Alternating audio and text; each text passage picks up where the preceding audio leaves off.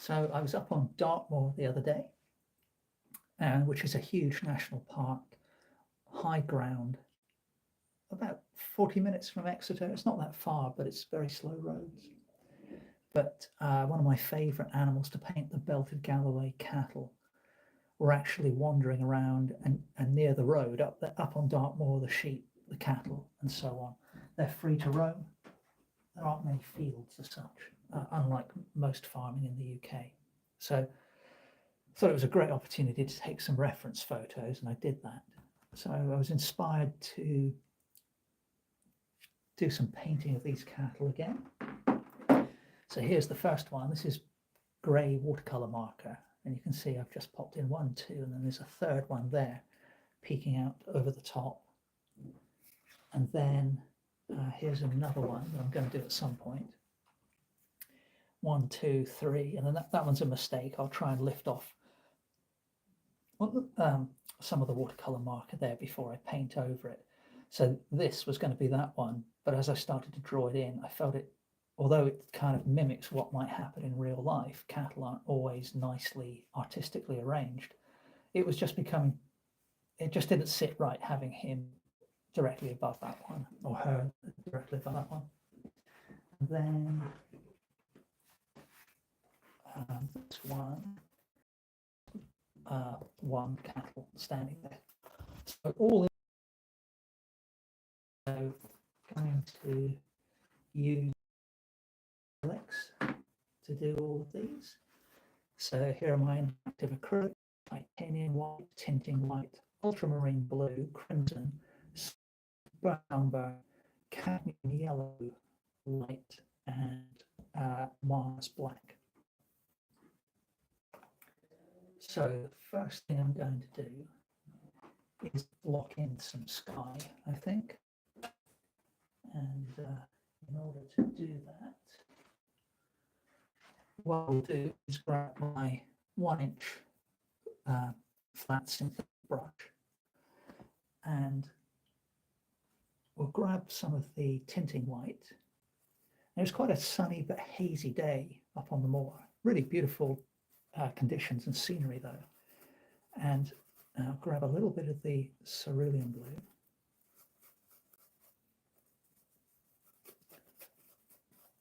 And I'm going to grab a touch of the burnt umber to try and emulate some of that haziness. And what we'll do is, hi Rosie, thanks for watching. I'm going to get my water spray bottle, and this is mixed media paper, by the way. And just going to wet the surface of the painting, and we'll begin just by laying in fairly quickly this kind of pale grey blue colour that I've mixed up. And that's perhaps a little darker than I wanted, and perhaps not quite as blue as I wanted either. So we'll, oh, that's very kind, Rosie, thanks. Yeah, so I always feel it's when I've got an initial sketch like this that I'm fairly happy with the arrangement of. My hope is that I don't lose some of the kind of spontaneity of the original sketch, and we'll see how that goes as I add the paint. But yeah, hopefully it'll work out okay. So I've got a bit more of the cerulean blue in there. And because I'm using the interactive acrylics, so it's quite a hot day here in England. If this was normal acrylic, that would be bone dry by now. And even with the interactive acrylics, it might be dry. But if that was conventional acrylic and I tried to move it around by wetting my brush, I wouldn't have a hope. It would just be, as it is. But with the interactives, if I keep the surface of the paint wet, even if the paint is already touch dry, what it allows me to do is come in and blend a new color into that. So it's similar to the blending that you can do with oil paint, but it's got the speed and adaptability of acrylic. So that's a little closer to the color I wanted. Now you can see the watercolor marker of my drawing has run quite badly, but that's not too big a concern because just adding a bit more white to the same mixture that I had. I've almost used up my tinting white actually, but we'll refresh that in a moment. So, forgotten what I was saying. But yeah, that's not too bad a sky color now. Oh, that's what I was saying. Yeah, the watercolor marker has run quite badly, but when I can paint over that with the acrylic, so it's not a huge concern, as long as I can see the essence of what I'm doing. Oh, hi Vicky, thanks for joining, and glad you like the painting so far. If anybody has any questions, feel free to fire away. And as I put at the top here, I'll do my best to answer live chats as I go along, but sometimes there might be a few minutes between answers when I get into the painting, but I will take a look between brush strokes when I get the chance. So even if I'm not able to answer you immediately, then I will endeavour to answer every question that's asked as best I can. Yeah, okay, so now looking at the very distant hills in my reference, and the most distant ones are kind of another bluey grey, but it's a somewhat darker grey to what I mixed up for the top of the sky. And you can see some of that is got like kind of a mottled, blobby line going across there, where the paint started to run a bit into the blue. I don't mind that too much. That kind of mimics the weather you sometimes get up on Dartmoor. So, you know, I'm happy to leave that effect as it is for now. Oh, thanks, Vicky. That's very kind of you. So a lot of drawing of animals is basically trying to take as simple an approach as possible and break the animal down into simple shapes and keep the proportions in line. Okay, so yeah, while I was chatting away there, I grabbed some of the ultramarine blue, a little bit of burnt umber, mixed that into the pale bluey grey that I had already. And I kind of feel that's probably a little dark, so I'm going to grab a bit more of the tinting white. And mix that in. And again, what I'm about to do is just gently mist some water over the lower part of the sky there, because having a soft edge between two is a nice way to suggest some light up there. But I think if I put a dark colour that's already there, yeah, that's a little more like it, I feel. So what we'll do is, yeah, that's starting to look like distant hills now. Now I'm not looking to copy exactly the scene, but I want it to look reasonably like Dartmoor does in real life. Okay, yes, fairly happy with that. So what we'll do now is grab a bit of the cerulean blue. I just want to change the colour that I had already. We'll mix that in with a bit of the white, just to get a slightly different shade. And we'll go back in and put the next line of hills in here. So deliberately went a little darker, arguably a bit too dark. But while I've got that colour there, I'll use my brush vertically. I don't know if that'll come across on camera, but I've just hinted at a few trees on the horizon of that hill. And yeah, that'll probably do for that bit. Now, next thing, I want to put in another bank of tree-lined hills, but a bit closer to us. And we're starting to see a bit of green in the colour now. So I'm going to add a touch of the cadmium yellow light into that same mix that I had already. So this is a nice way to keep a reasonably coherent colour scheme for distant landscapes. You mix up plenty of the distant colour, and then just gradually change the hue as we move to different parts of the scene. Okay, so come in here on top.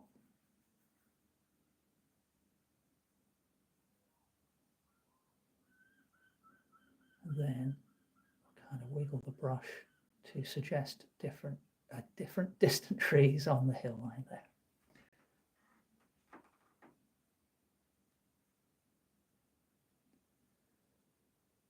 And then the next bank of trees is looking quite dark and a little more reddish in comparison than the stuff I just put down. So I'm adding a touch of the crimson to that mixture I've got already. And get a bit more of the ultramarine blue, a bit more of the crimson.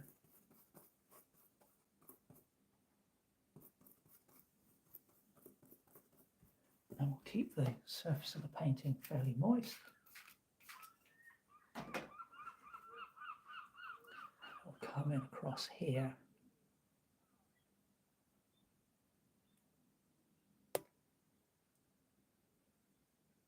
Now, you know, as with any kind of water-based paints, you won't know, or I won't know exactly what I've achieved here in terms of how things look and how well the illusion works until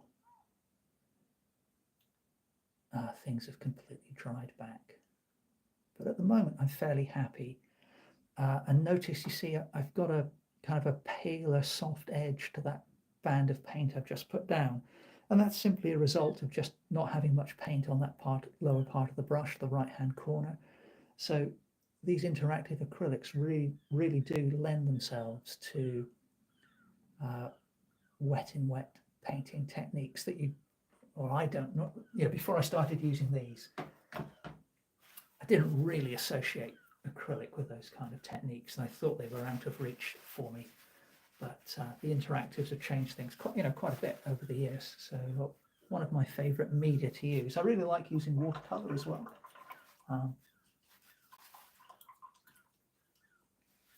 Okay, so now as we get nearer to the cattle,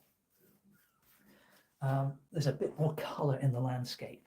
So still a bluey green, but a brighter and lighter bluey green. So going to grab some cerulean and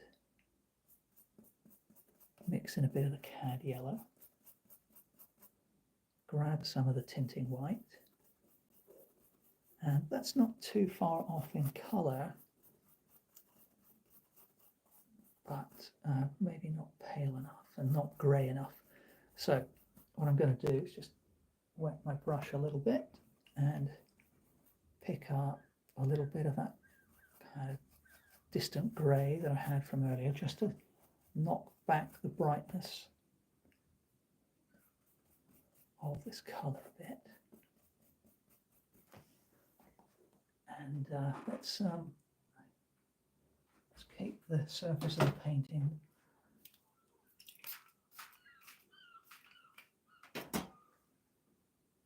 nice and wet. We'll see what that looks like. Yeah, it's not too bad. It's not really pale enough though. So come in with the tinting white again and mix that into that bit of white I picked up, just mixing it in with the green that I had on the brush, and then mix that into the green that was left on the palette. I've probably gone a bit too pale now, but we'll see how it looks.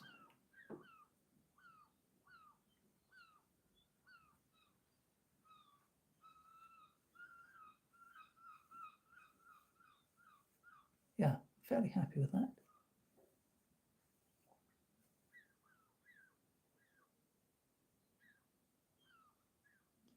And then as we come down here, there's a little band of a more yellowy orange color. So I'll grab some of the cad light, mix that into what's left on the brush, then just try and take off just a little touch of the crimson and mix that in.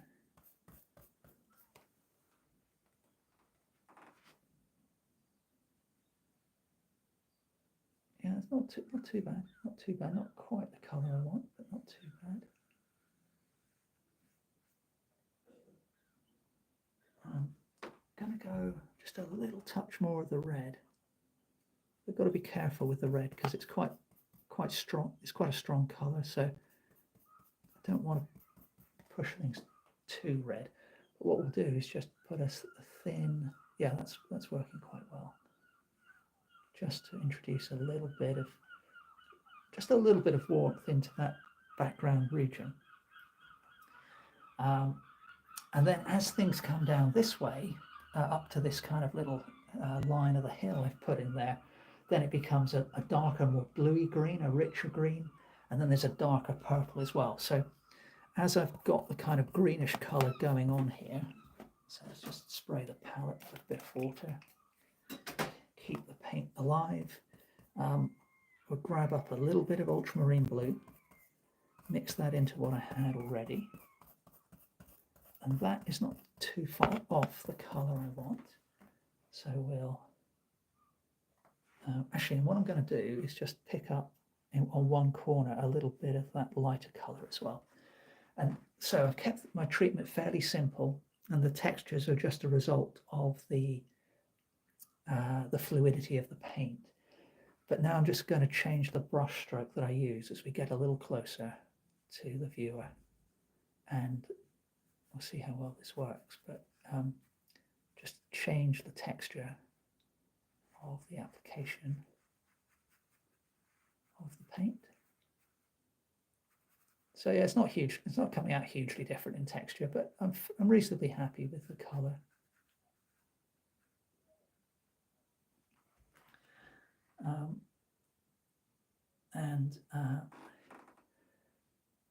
Oh, hi, Caitlin. Thanks very much. Glad you're enjoying the stream so far. Yeah, for anyone watching, if you have any questions, then feel free to ask me, and I might not get to the answer immediately if I'm in the middle of a tricky bit of the painting, but I will answer as quickly as I can. So now on top of that bit of green that I put down, I want to just go a little more purple. So we'll take some of the crimson. Still got some green on the brush, but I'm not too concerned about that because that's just going to keep the colours fairly neutral and muted. So I've mixed some of the crimson into there. Let's get a bit more of the ultramarine blue. A bit more of the red, a bit more of the crimson. That's getting closer to what I want. Maybe a bit of the burnt umber. Oh, thanks very much, Placebot. Appreciate that. So not quite the colour I was after, what I'm about to put down, but again, tonally, I think it's not too bad. So yeah, that's not too bad.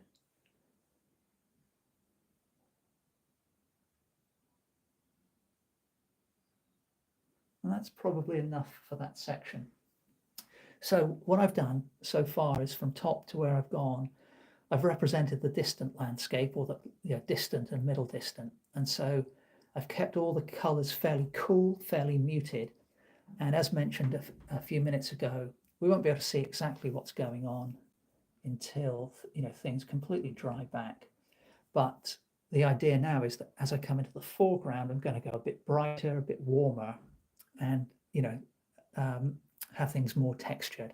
And once I've quickly blocked in this foreground, then I will start tackling the animals.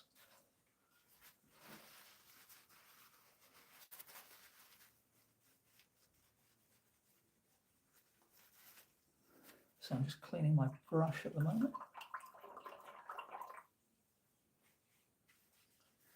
And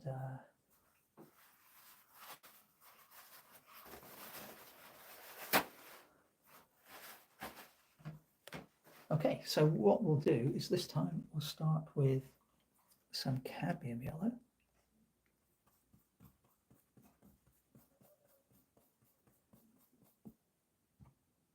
A little bit of the crimson.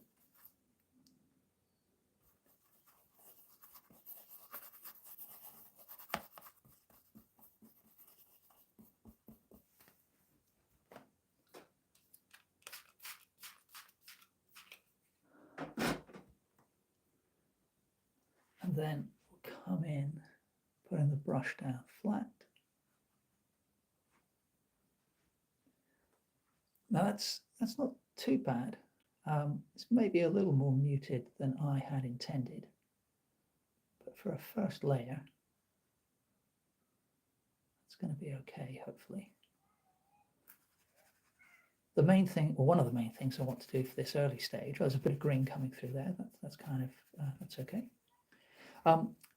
One of the things I want to get done to begin with is, just cover the white of the paper. But let's add a little bit more of the yellow as we come a bit closer, and we will grab a touch of the red just to keep things kind of orangey.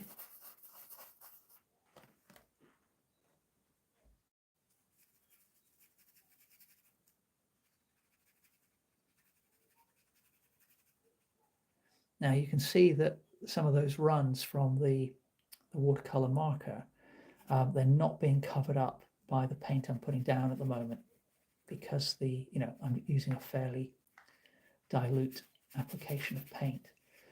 That's not ideal. I would have preferred them to have been completely hidden, but what I will do is just cover them up with a more opaque color in a bit. Right, so let's go now. A little bit of artistic license here, but we'll just come in with some pure yellow for the next bit.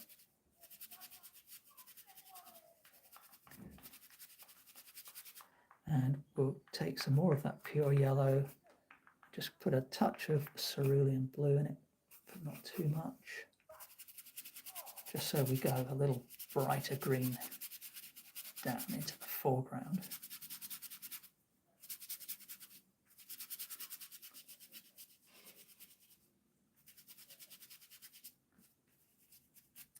And now I can switch to working on the animals. Now, I'm not normally a big user of greys, or well, I am, but normally I mix up my greys using oh, hi, look, my vlogs, thank you very much. Thanks very much, Ian Holmes, appreciate you all watching.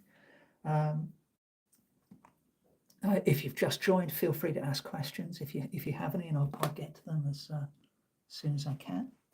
But yeah, normally I mix up my greys as colored greys, so I would mix them up from the primaries or the secondaries.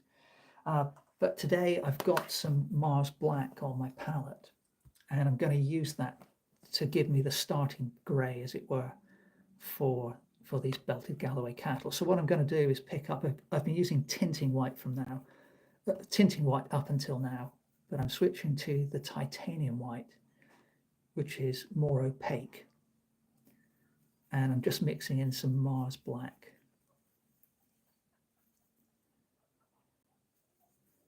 And so it gives me a very, very neutral grey.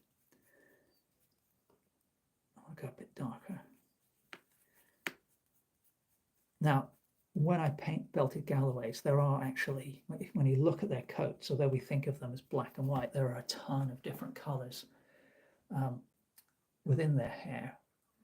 But just having a little bit of contrast in terms of the colour scheme and the opaqueness of the paint at this early stage, I just think it's a nice way to distinguish the animals visually from the environment they're in.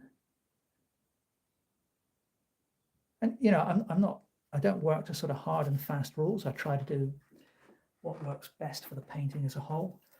But at this early stage, you can see everything in the background has been painted in a very fluid, loose, and almost translucent style. Whereas now I'm coming in with opaque, matte color and just blocking in my drawing initially. And we'll add to this in a bit, but it's just a nice way to make them stand out, I think.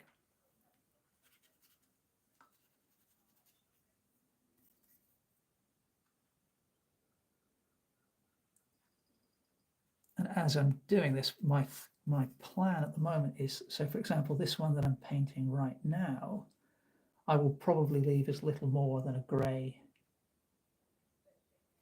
silhouette. And then this one in a moment, I will paint in similarly muted colors. But then the animal in the foreground, I plan to add much more texture and detail.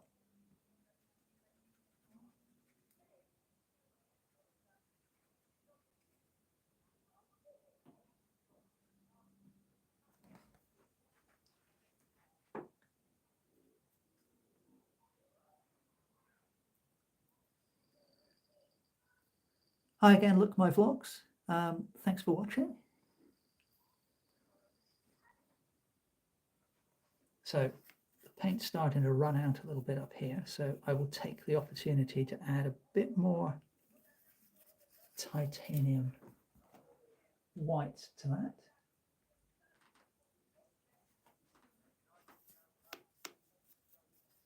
And perhaps yeah, we'll just do that for the moment. We'll see how that works.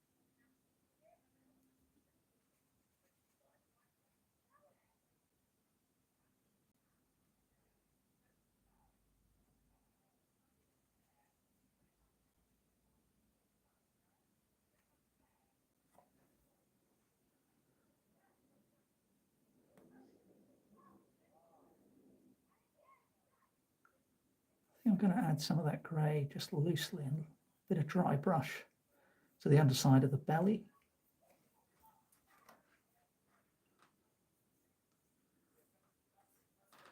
And then I need to come back in and block in this animal here. And I think I can probably afford, now that I've used the neutral greys there, I think I am going to mix up a more colourful dark, as it were. So what I'll do is I'll grab some of the ultramarine blue and mix that in with the burnt umber. So that's going to give me a deep, it's not going to be a black, but it's going to be kind of a deep bluey black. So I'll just moisten the surface of the painting again there. And I can make use of that grey that I've put down on part of the animal, because I just activated the paint with the water spray bottle. I can pick up some of that first layer as I paint on top of it, and hopefully that's going to give me some nice hair-like texture. But yeah, that's a bit more along the lines of the tone I need.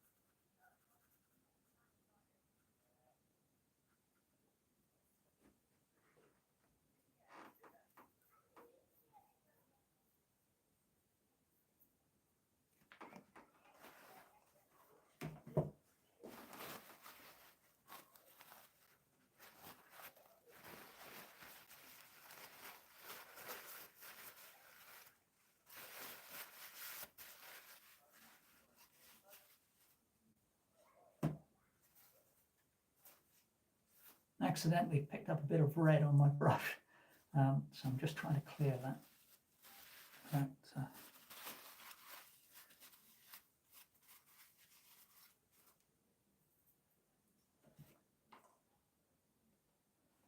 Okay, we'll go back in with our ultramarine, our burnt umber.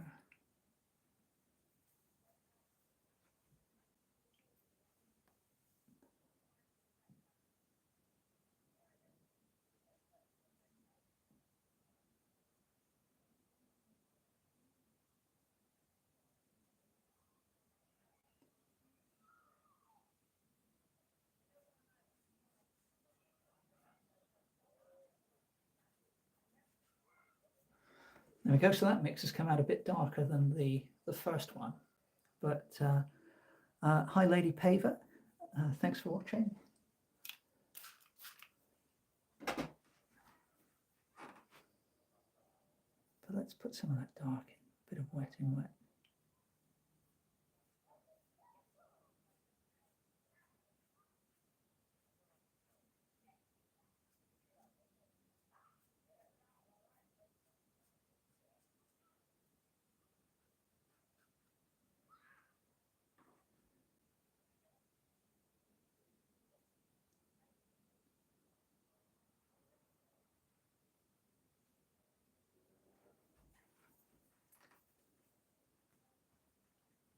Okay, cool. So next thing, I want to introduce some cast shadows on the ground. Hi, Atelier Luttenfeld. Thanks very much. Glad you like the painting so far.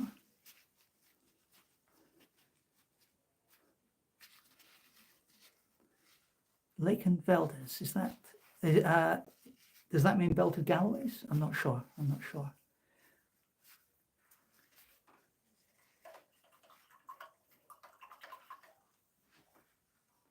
Okay, so after another brush clean, let's add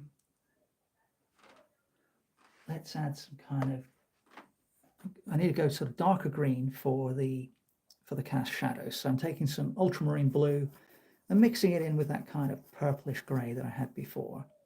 We'll add a bit of the cadmium yellow light to give us a deep green. And that's going to be a good starting place for some of the cast shadows, but I do want to add some reds into those shadows as well. So I'm just re-wetting the surface of the painting there. Let's begin with the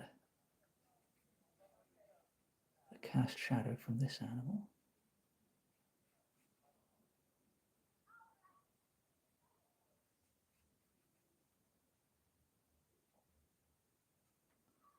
So that's worked reasonably well. And then there are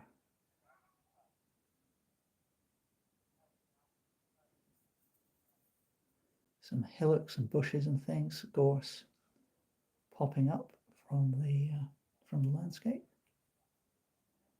And what I can do is by just gently feathering the tips of the brush through the wet paint, you can get some lovely delicate effects, which can be difficult to achieve, in other ways. So being able to use this wet in wet approach is nice. So I'm going to take that same color and begin to work that in around the base of this animal. Being careful to vary my brush marks. So introduce a random element because it's quite rugged ground that we get up here, up on Dartmoor. So I don't have to be too exact with the shape of the shadow. I just need to suggest general direction of the light.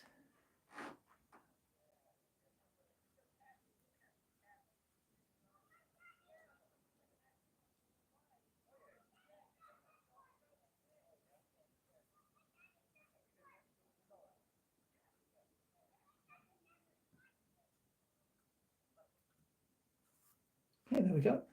And then, having done that, as mentioned, let's put a bit of red into that green. We'll see what that looks like. It could almost do with a bit of orange in there as well. But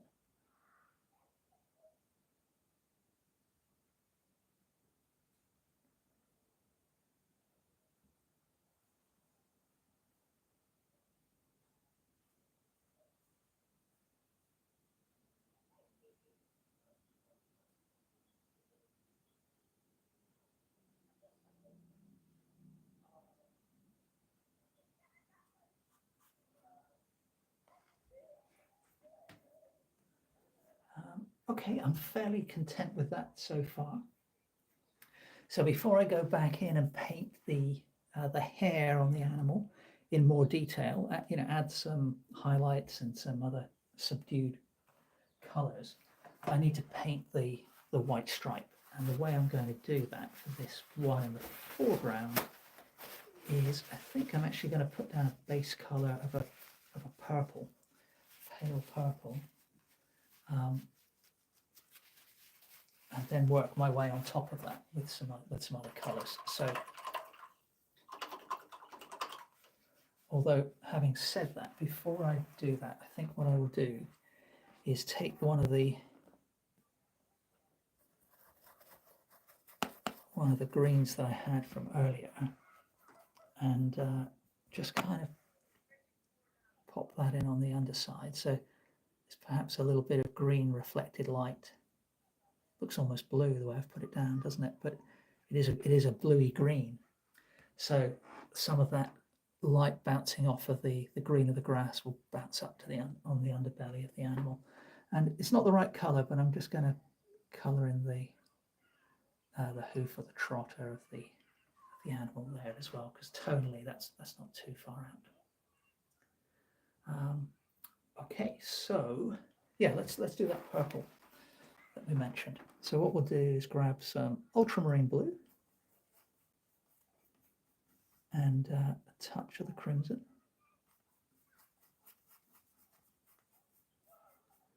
We'll go back to our tinting white and mix some of that in.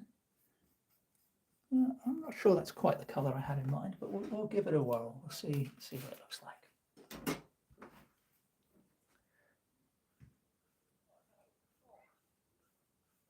Yeah, it's a little bluer than I planned, but it's going to be okay. I think we'll make this work.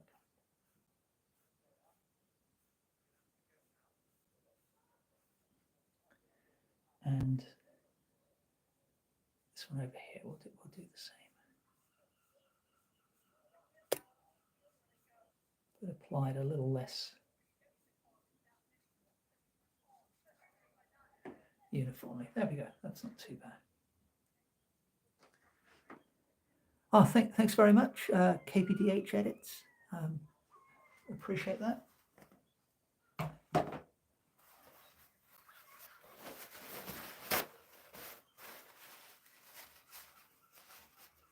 So what I'm going to do now is I'm just cleaning my brush.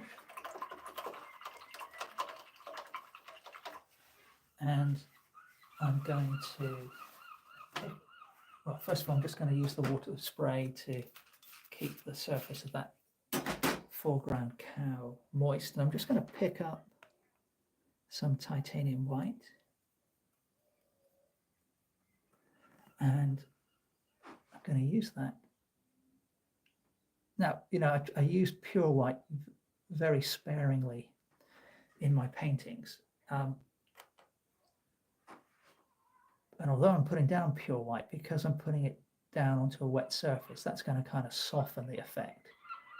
And because that wet surface I'm putting it down onto is also colored in an off blue, then that means what ends up being put down onto the painting isn't pure white. So I'll probably come back in towards the end and put a few very bright highlights in. But for now, these kind of subdued highlights are handy to put. It's a nice way to put them down. I don't know if you noticed before, but when I was painting the dark color on, I kind of flicked the brush into the white stripe. You can still see the remains of those brush marks. Did the same over here. And now that I'm painting the white stripe, I'm going to flick out into the dark. And that's a nice way to make it look like more of an organic stripe than something that I've drawn. We don't want it to look too much like I've drawn this thing. We want the painting to just look like it's the cattle are just there. So now what I'm going to do is grab a little bit of the crimson, just try and pick up a little corner of that, mix that into the titanium white, pick up a touch of what's left of the cad yellow. It's gone a bit too yellow. maybe a touch of burnt umber. Again, don't want to pick up too much. That's, yeah, we'll give that a go. Keep the stripe nice and wet. Oh, that's nice. Yeah, I like that colour.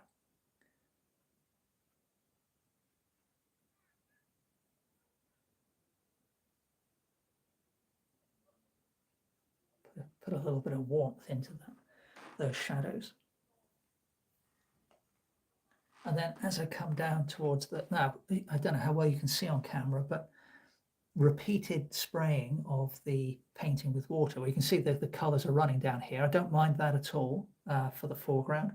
Adds to the kind of fractal random nature of the grassland. But I've got some lovely textures here that have happened quite accidentally on this lower part of the white stripe. So I'm not going to touch that anymore. That's really nice. So just going to, or if I can avoid it, I'm not going to touch it. So what I will do now, though, is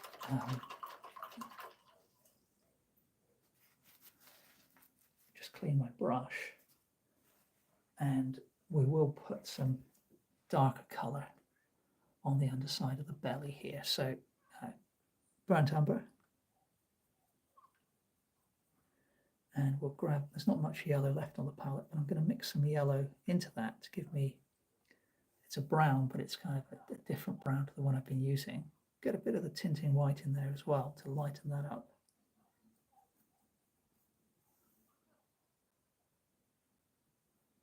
Yeah, quite like that.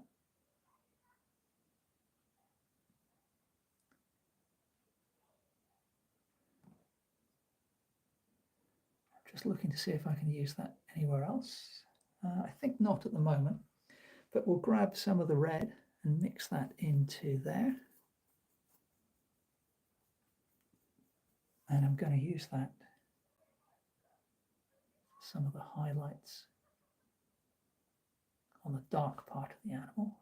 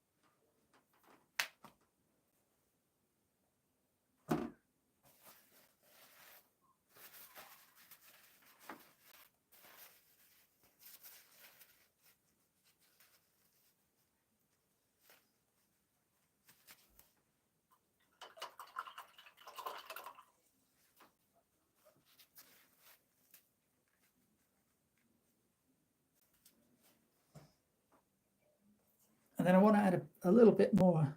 I think I'm still quite, even though it's not, I haven't fully decided what I'm going to do with this animal just peeking in here. My original intention, as I mentioned about probably 20 minutes ago now, was to leave that grey there. But it's not really in keeping with the lighting conditions. I like the subtlety of it, but so I think what I'm going to do is I'm going to experiment with this one over here. I'm going to come in with my ultramarine blue, and we'll put some of that down on top of this animal.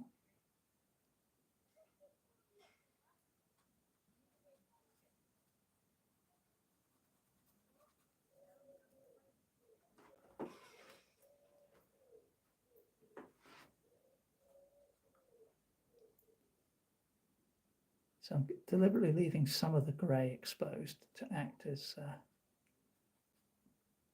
initial kind of highlights or first approximation to highlights.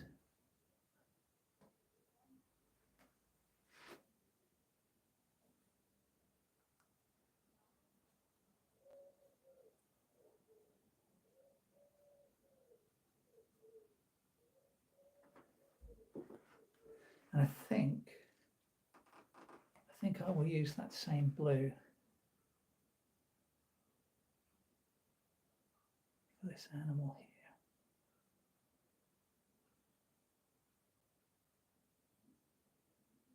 It's mixing in with the grey that's already there. Quite like that.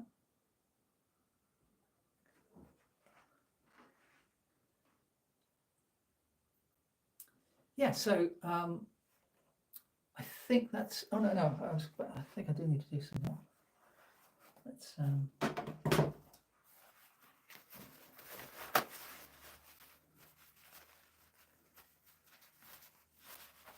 just going to get some more of the yellow on the palette.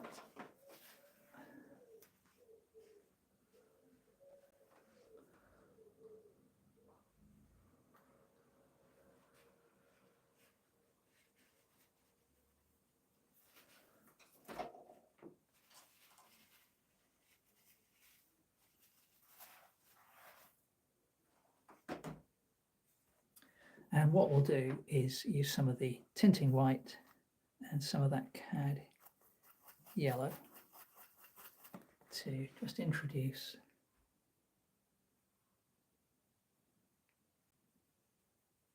a few highlights in here.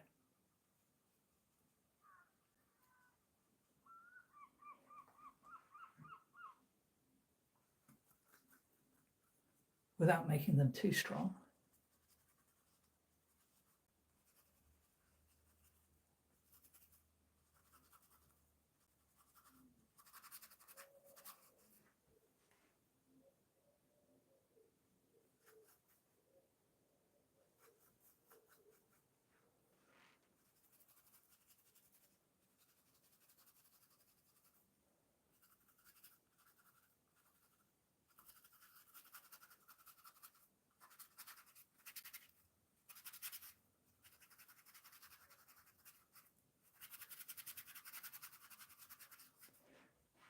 And you know, this time of the year up on Dartmoor, there's plenty of heather growing. So I'm just having a dig through my paint drawer to see if I can find some magenta, because magenta is one of those colours which is here we go, brilliant magenta. That's the name of the paint, not my opinion of the paint. And it's basically magenta's one of the true primaries. So although we often think of red, blue and yellow as the primary colours, it's not really true, because you can't, there are some colours you cannot mix. And so if you've only got red, yellow and blue, there's no way to mix magenta. So let's grab a touch of that.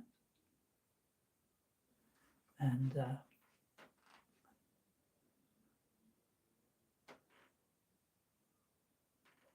you know, just pop a few hints of that.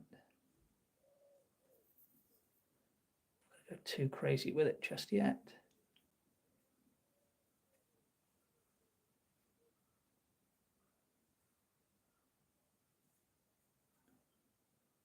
But just to add a little bit of warmth into the foreground. And then I think for today, that's probably as much as I'm going to do on this painting, because I just want to let it dry back completely. I've established the scene and, you know, got all the colouring, got most of the tone in, haven't done any detail really, but I need to let it dry back completely, walk away from it for a bit. And then when I come back, I can sort of ask myself, okay, what do I need to do here to bring this to completion? Okay, so hope you enjoyed this live stream. Thanks very much for those of you still watching, and I'll be back on with another live stream at some point in the near future. Okay, thanks again. Cheers for now.